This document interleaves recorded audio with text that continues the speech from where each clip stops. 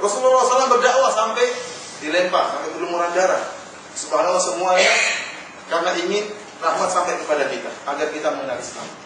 Oleh karena itu jasa beliau sangat besar. Dan semua kaum muslimin sejak zaman Nabi SAW sampai hari kiamat kelak, semua kebaikan mereka akan mengalir kepada siapa? Kepada Rasulullah SAW.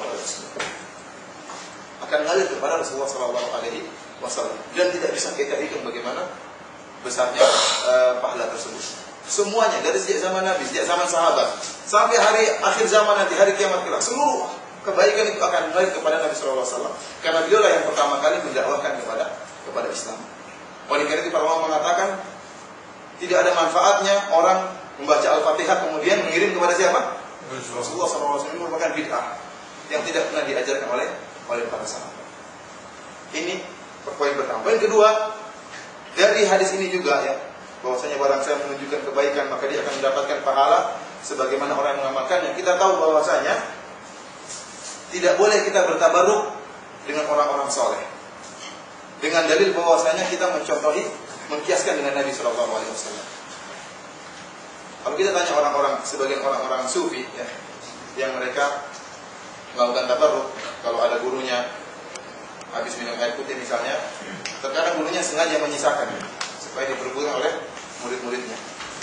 Kenapa engkau merebutkan sisa air minum gurumu? Saya mencari barokah dari guru saya bertabaruk. Betul, bertabaruk dengan memegang keringat gurunya. Apa dalil Anda sehingga Anda mau mengambil barokah dari guru Anda? Kata dia, guru saya orang soleh. Guru saya orang soleh. Sebagaimana Nabi SAW bisa diambil barokahnya, maka demikian juga guru saya. Bukankah Nabi SAW bisa diambil barokahnya? Bisa atau tidak? Rasulullah SAW itu keringatnya berbarokah. Sampai air liurnya, lidahnya pun diperebutkan para sahabat karena berbarokah. Rasulullah SAW itu jasadnya berbarokah. Jadi ini adalah keputusan Nabi SAW. Tidak bisa dikiaskan kepada orang lain. Kalau ada orang yang mengatakan bahwasanya saya mencari barokah dari orang yang soleh, kenapa saya mengkiaskan kepada Nabi SAW? Kita bilang tidak bisa. Ini kias antara dua hal yang sangat jauh berbeda. Dalil mereka cuma kias. Padahal kalau kita belajar usul fikih, kias itu ada 4 rukunnya. Kias itu ada berapa? 4 rukunnya. Ya. Ada namanya al-maqis, ada namanya al-maqis alaihi, ada namanya illatul jami'ah, ada namanya al-hukm. Al-maqis dalam hal ini adalah orang soleh. Orang soleh, al-maqis alaihi yang dikiaskan kepadanya, itu siapa? Rasulullah SAW. Orang soleh ini dikiaskan sama dengan Nabi SAW. Kemudian syarat yang ketiga, rukun yang ketiga, illatun jami'ah. Karena ada kesamaan. Kenapa disamakan? Karena ada kesamaan antara orang soleh dengan Nabi SAW. Karena ada kesamaan timbul hukum yang sama, yaitu sama-sama bisa diambil barokahnya. Sama-sama bisa diambil barokahnya. Kita sekarang dialog sama mereka. Kita katakan benar bahwasanya rukun qiyas ada 4. Namun yang jadi masalah illatul jami'ah. Apa benar ada kesamaan antara gurumu orang soleh dengan Nabi SAW, sehingga akhirnya kamu mengambil kesimpulan hukum yang sama? Kalau Nabi SAW bisa diambil barokahnya, berarti orang soleh bisa juga diambil barokah. Kita katakan sama dia, apa sih kesamaan antara Nabi dengan orang soleh? Kata mereka, kesolehan. Sama-sama apa? Sama-sama soleh. Karena sama-sama soleh, berarti bisa diambil barokah. Ini maaf ya, para hadirin sekalian, saya ajak berpikir ya, meskipun agak sulit sedikit, tapi sebenarnya nggak sulit ya. Jadi saya ulangi dalil mereka untuk mengambil barokah dari orang soleh. Kenapa?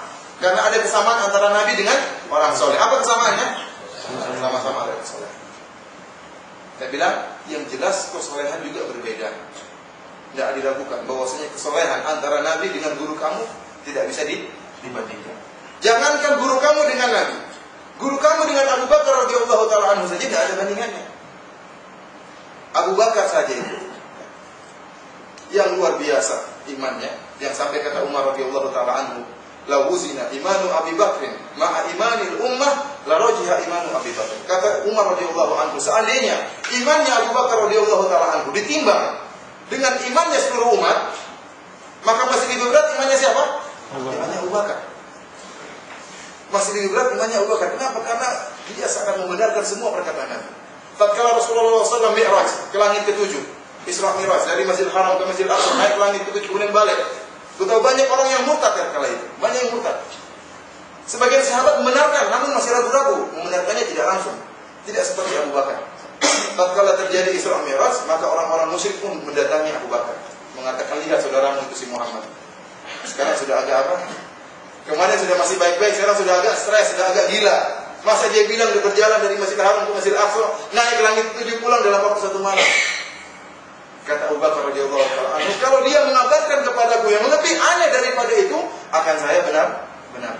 Makanya dia dijuluki dengan Abu Bakar As-Siddiq. Iman yang luar biasa.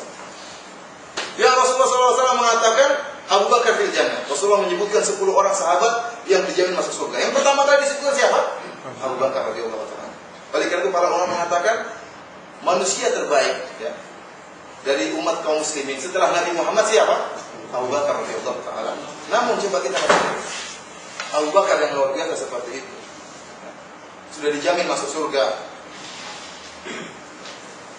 Tidak ada sahabat yang datang kepada Abu Bakar kemudian mencari barokah dari Abu Bakar. Tidak ada. Tidak ada seorang sahabat atau tabi'in yang datang kepada Abu Bakar kemudian mencari barokah, minta diludahi oleh Abu Bakar untuk mencari barokah. Tidak ada. Demikian juga Umar. Tidak ada sahabat yang lain datang kepada Umar yang sudah dijamin masuk surga untuk mencari barokah. Tidak ada. Kenapa? Karena para sahabat semua paham mencari barokah itu merupakan kekhususan siapa? Nabi SAW. Sedangkan Abu Bakar dan Umar yang sudah dijamin masuk surga, tidak ada seorang pun yang datang kepada mereka untuk mencari barokah. Itu Abu Bakar. Abu Bakar ini tidak bisa dibandingkan dengan gurumu. Abu Bakar sudah ditazkiyah, direkomendasi oleh Rasulullah SAW bahwasanya dia termasuk penduduk surga. Gurumu kita nggak tahu. Kiaimu itu saya nggak tahu bagaimana model imannya. Apalagi sekarang banyak kiai jadi bisa nyantet ya. Banyak kiai bisa nyantet. Banyak kiai yang kurang ajar. Nama si kiai tapi sebenarnya hakikatnya tidak benar. Tahu sihir, tahu perdukunan.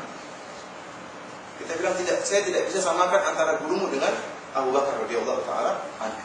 Gurumu mungkin sekarang dia baik, tapi akhirnya kita nggak tahu. Apakah dia mati dalam keadaan beriman? Masalah iman, masalah gaib, masalah hati kita nggak tahu. Apakah dia masuk surga? Abu Bakar enggak. Abu Bakar jelas dijamin masuk surga oleh Rasulullah SAW. Itu pun Abu Bakar yang imannya luar biasa seperti itu, tidak ada yang mencari barokah sama Abu Bakar radhiyallahu anhu. Padahal Abu Bakar itu salah satu kebaikan dari jutaan kebaikan Rasulullah SAW. Abu Bakar itu salah satu kebaikan dari jutaan kebaikan Rasulullah SAW. Bagaimana lagi kamu mengkiaskan, menyamakan gurumu dengan Rasulullah SAW? Oleh karena itu jelas bahwasanya kalau kamu mengatakan kesamaan antara gurumu dengan Nabi adalah kesolehan, maka tidak benar. Kesolehan Rasulullah SAW tidak bisa dibandingkan dengan kesolehan gurumu. Tidak bisa dibandingkan. Kalau begitu, ini adalah pendapat yang batil, kias yang batil, yang tidak benar. Mereka masih ada jawaban. Mereka mengatakan maksud kami kesamaan antara orang soleh dengan Nabi SAW bukanlah tingkat kesolehan, bukan tingkat kesolehan, tapi asal kesolehan. Apa asal kesolehan? Ibarat pohon ya. Kalau kita punya pohon, ada namanya pohon kelapa tinggi sekali, ada pohon jagung. Mana lebih tinggi? Pohon kelapa. Namun dua-duanya namanya pohon. Paham maksudnya? Dua-duanya namanya pohon. Kesolehan Nabi memang tinggi sekali. Guru saya juga punya kesolehan, namun sama-sama punya akar kesolehan. Karena sama-sama punya akar kesolehan, maka saya mengkiaskan guru saya dengan Nabi Shallallahu Alaihi Wasallam. Jadi mereka mengatakan, kami mengkiaskan orang soleh dengan Nabi Shallallahu Alaihi Wasallam karena sama-sama punya akar kesolehan. Kita bilang kalau itu sebab engkau mengkiaskan antara orang soleh dengan Nabi, maka kita semua juga punya akar kesolehan. Setiap orang mukmin itu punya akar kesolehan enggak? Punya. Setiap orang mukmin punya akar kesolehan. Karena kalau mengkiaskan puncak kesolehan jelas nggak bisa dia. Akhirnya mengkiaskannya pada akar kesolehan. Kalau maksudmu akar kesolehan, maka setiap kita pun juga punya akar kesolehan. Kalau begitu silakan kamu cari barokah dari saya. Ya. Silakan cari barokah dari para hadirin yang ada di Jubail ya. Kita boleh mengumpulkan air liur kita semua, kemas dalam botol air liur berbarokah produksi Jubail. Karena kita semua punya akar kesalahan, ya enggak? Oleh karena itu, orang dari sini kita tahu bahwasanya mengkiaskan antara orang soleh dengan Nabi itu kias yang batil. Bagaimana disamakan orang zaman model seperti kita ini dengan Nabi Shallallahu Alaihi Wasallam? Nabi Shallallahu Alaihi Wasallam luar biasa. Seluruh kebaikan orang yang setelah Nabi Shallallahu Alaihi Wasallam akan mengalir kepada Nabi Shallallahu Alaihi Wasallam. Terus faedah juga dari hadis tadi, hadis bahwasanya barang siapa yang menunjukkan kepada kebaikan, maka bagi dia pahala orang mengamalkan. Kita tahu bagaimana keutamaan para sahabat. Karena sahabat adalah generasi pertama yang diajar langsung oleh siapa?